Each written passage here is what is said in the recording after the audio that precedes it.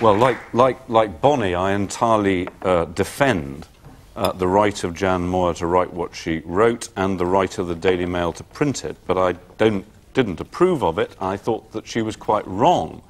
I thought she was quite wrong because to say that someone has brought on themselves, which was effectively what she was saying, a sleazy lifestyle, and as a result of that had died, I thought, frankly, it was in extremely bad taste. She didn't know what was happening. At the time, it was intruding and speculating on all sorts of things which she cannot possibly have had any knowledge of, and what she was essentially doing was giving vent to the most crude type of homophobic prejudice. And I don't think there's any place in a civilized society for that. It's a very similar sort of prejudice to the sort of prejudice that we've previously been talking about against ethnic minorities. Because what we have to remember is that all of us sometimes find ourselves in a minority. All of us. It may be people on the right defending countryside alliance marches against banning fox hunting, for example. It may be people on the left. All of us find ourselves in a minority, and we need to respect each other's rights. And that was an article which did not respect the gay community and really undermined, I think, their civil rights, and was a very, very retrograde step.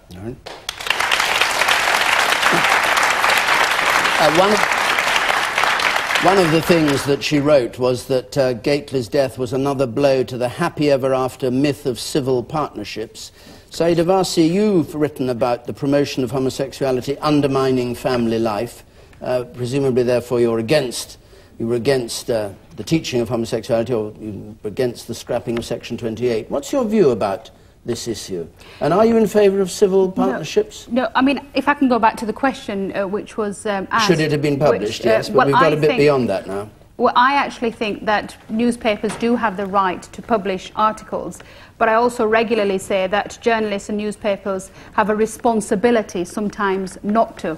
And I think that journalists need to take that responsibility quite seriously.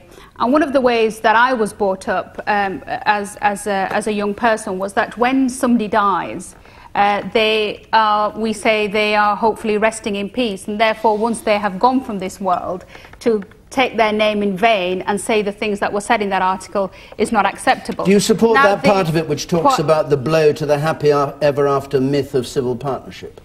No, I don't. I think the whole article was very distasteful. You're in favour of civil partnerships? I think that people who want to be in a relationship together in the form of a civil partnership absolutely have the right to do that. OK, fine. Nick Griffin? I'm against the teaching of homosexuality to primary school children. In fact, I'm against the teaching of any sex to primary school children. I think that's wrong. But I believe that the freedom of the press, as Bonnie said, is an absolute foundation stone of our democratic system. So the Mail can publish if they want, but I personally also believe that it's better to, in the case of someone like Stephen Gately, who's died, to abide by the old maxim of the dead say nothing unless good, and I think it was wrong.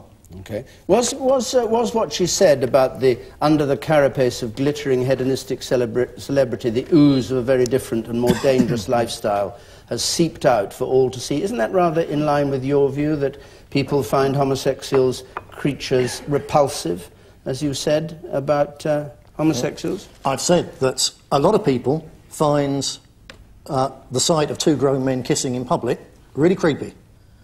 I understand homosexuals don't understand that, but that's how a lot of us feel. A lot of Christians feel that way, Muslims, all sorts of people. I don't know why, it's just the way it is. And we have come... Again, I took a party... I took a party 10 years ago which said that homosexuality should be outlawed, people should be driven underground and persecuted. The British National Party position now is that what people do in the privacy of their own homes is absolutely up to them, and the state has no right to interfere, but nor do militant homosexuals, that's not all of them, but militant ones, do not have the right to try and preach homosexuality to school children. That is perverse. OK, you sir. Yes, great. Do you reckon the head of the Christian sect here in Britain agrees with your views? There is no particular head of a Christian sect. No. All right, Jack Straw. The Daily Mail and other papers should be free to publish within the law, and they were entitled to publish this. I regarded the article as odious. It fans homophobia. And my belief is that we will only get a decent society if we do respect people's differences. That's the truth of it. And to suggest that Paul Stephen Gately's death suggested that civil partnerships were now, as it were, to be abandoned is as ludicrous as suggesting that because some marriages end in difficult divorce, there's something fundamentally wrong with the institution of marriage. Of course, that is utter nonsense, and I celebrate the fact that civil partnerships have been introduced and that people who are gay and lesbian are now able to honour their relationship in public through a ceremony. Why not? I think that's really good. I'll take one point from the person way at the very back there on the right. Yes. Quick point, if you would. Hello. As a person in civil partnership and a homosexual, Mr. Griffin, I can tell you that the feeling of repulsion is mutual. I respect the fact the Daily Mail published that article, and I take a great deal of comfort in the fact that it was so widely reviled, and good on the Daily Mail for publishing it, because it's showing that the British public aren't homophobic, and Mr. Griffin, you're in a very small minority. Okay. We're coming towards the end of the programme. We've only got a few minutes left. I want to go back to this programme itself and whether this programme was the right programme for Question Time to put on, with a question from Pat Connaughty, please. Pat Connaughty. Might this programme be viewed as an early Christmas present for the BNP? Is this programme viewed as an early Christmas present for the BNP? The words of Peter Huhne, the Welsh secretary, who attacked us consistently for having Mr. Griffin on the panel. Has it been a Christmas present for the BNP? I suspect it's for you, the audience, to decide, but Chris Huhne, you start on this. Well, clearly, we have to be it is a Christmas present for the BNP, but I think that when a party gets to a certain stage in our democracy and elects people at national level, as the BNP has done, we have precedents for this from the UK Independence Party and from the Green Party. I don't think I want the BBC or our broadcasters deciding who should be allowed to say something and who shouldn't. Okay. I think that it has to be respected. Bonnie Greer? My dear late mother-in-law, who I was the first black person she ever met. My late father was the second black person she ever met. This woman was a true Brit, total common sense. Please don't tell me looking at a television show would have her take this man's party to her bosom. The British people have got too much common sense. Okay. Senator Warsi. I don't think I can put it any better than Bonnie, but I don't think it's been a Christmas present. I think if you look at this audience and if you look at the reaction that there's been out there in the British public, they're absolutely appalled by the values of Mr. Griffin. But in a way, I'm glad that this programme has taken place, because actually Mr. Griffin hasn't been able to put forward his normal PR version of who he is, but he's been exposed for what he really is. Okay.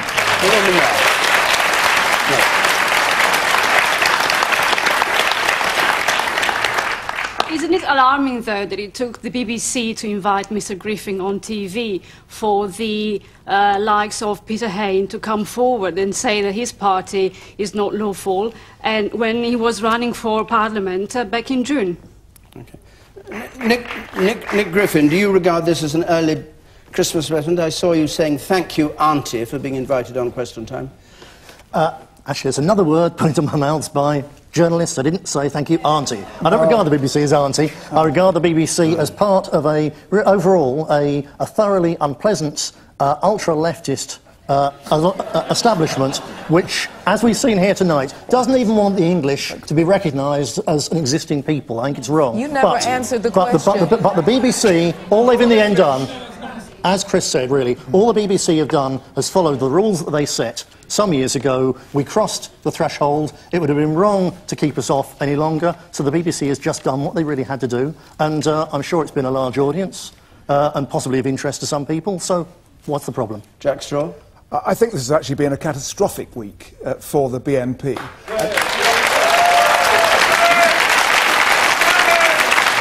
And because for the first time, the views of the BNP have been properly scrutinised. People are going on to YouTube, going onto the web, finding out the true views of the BNP, and it's what we see here is a fantasizing conspiracy theorist, man who defines his politics by race rather than by moral values. And the British people will have nothing to do with that. Now, particularly, they know about it. Okay.